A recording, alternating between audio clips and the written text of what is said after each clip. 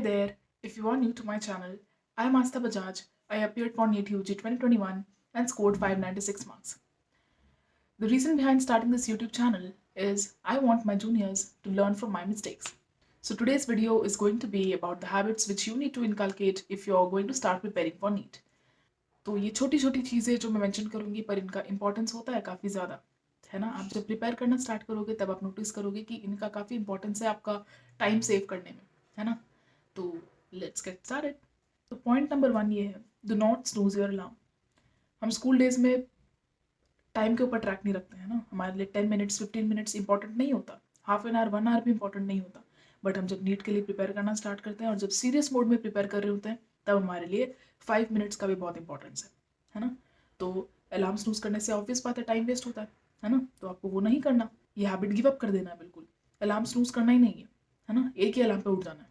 Okay, next point. तो second point ये है कि 2 PM टू 5 PM नीट का टाइम है ना। तो उस समय आपको आफ्टरनून नैप लेना बंद करना पड़ेगा।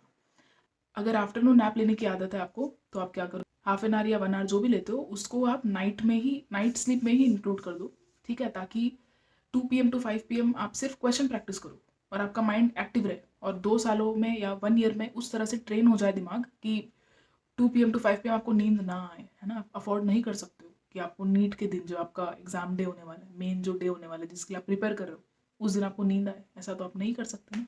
ये गलती बिल्कुल नहीं करनी है। ओके, थर्ड पॉइंट है टेक प्रॉपर स्लीप। अब कुछ लोगों के दिमाग में ही सेट होता है कि हम नीट के लिए प्रिपेयर करने जा रहे हैं तो स्लीप को तो कॉम्प्रोमाइज़ करना पड़ेगा।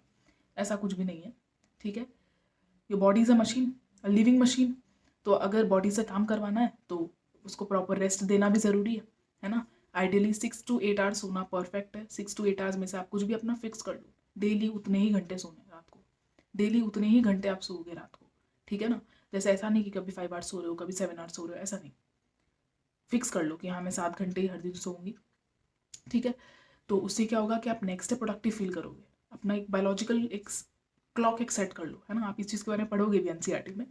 तो अपना एक बायोलॉजिकल क्लॉक सेट कर लो ताकि आपका बॉडी जो है एक बढ़िया तरीके से फंक्शन करे। आपको कैसे पता लगेगा कि आपने इनफ सो लिया, आप इनफ सो कर उठे हो कि नहीं मॉर्निंग में, है ना। आपको कैसे पता लगेगा कि आप नेक्स्ट डे जब उठ कर सो कर उठते हो तो आपको ड्राउजी फील होता है या फिर आपको दिन भर सही लगता है पढ़कर, है ना। तो उससे आपको समझ आ जाएगा कि हाँ मेरे लिए 7 आवर्स सफिशिएंट है या मेरे लिए 6 आवर्स सफिशिएंट है ना।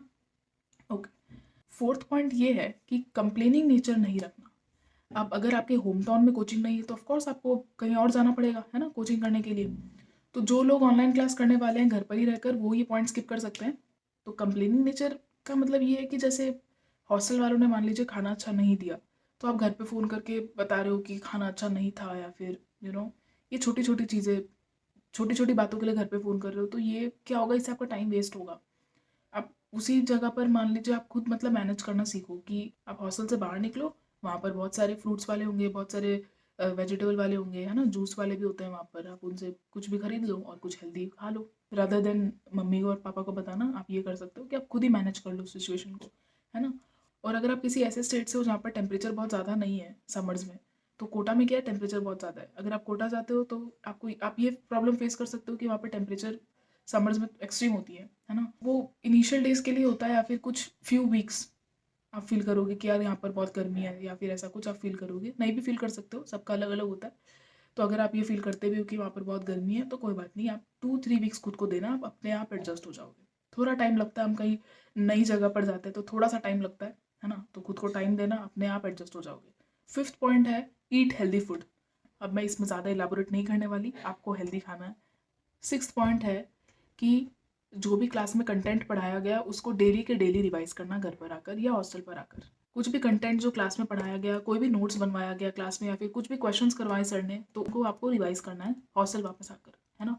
वो क्वेश्चन जो करवाए उनको एक बार वापस कर लो, या फिर वो नोट्स जो है उनको एक्टिव रिकॉलिंग कर लो। मैं इस पर भी वीडियो बना दूंगी कि कैसे सही रहेगा रिवाइज करना चीज़ों को। लास्ट पॉइंट ये है कि आपको वैसे दोस्त बनाने हैं जो सिलेक्शन के मकसद से कोचिंग जा रहे हैं, आपको वैसे दोस्त बनाने हैं, ठीक है। बहुत सारे लोग होते हैं जो टाइम वेस्ट करने के लिए भी जाते हैं, है ना। तो थोड़ा सा जो है बचकर रहना, ठीक है। Do not waste your time doing irrelevant conversation with friends, ठीक है। तो गॉसिप और ये सब करने के लिए काफ़ी टाइम बचा है ना, वो बाद में भी हो सकती है, बट जो आप प्रिपेयर कर रहे हो वो आपके लिए स्टिपुलेटेड अमाउंट ऑफ टाइम है आपके हाथ में, 1 ईयर या 2 ईयर्स, है ना। और आप हर मिनट जो भी करते हो वो आपके रिजल्ट में दिखेगा, ठीक है। टाइम पास करोगे तो तुम खुद ही को चीट करोगे, है ना। तो आज का वीडियो यहीं ख़त्म करते हैं। अब मैं किस चीज़ पर वीडियो बनाऊँ, अगर आप ये कहना चाहते हो मुझे, तो आप प्लीज़ कमेंट सेक्शन पर मुझे बता दो। Till then, good bye, take care, see you in the next video. Subscribe to my channel, and if you like this video then please give it a thumbs up.